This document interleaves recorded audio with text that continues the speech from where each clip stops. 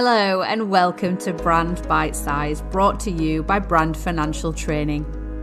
Today we take a look at how the inheritance tax nil rate band, or NRB, can be transferred between spouses and civil partners.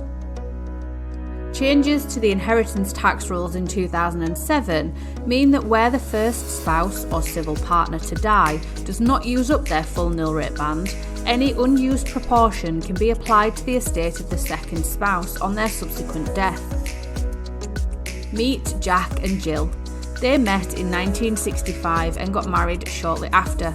Sadly, Jack passed away in June 2007.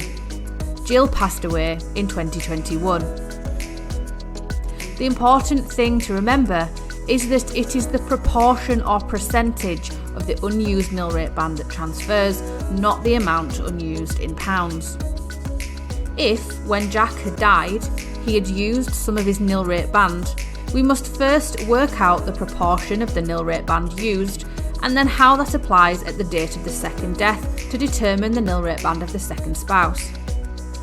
If Jack had left £150,000 to their daughter Emily, this would have used some of his nil rate band.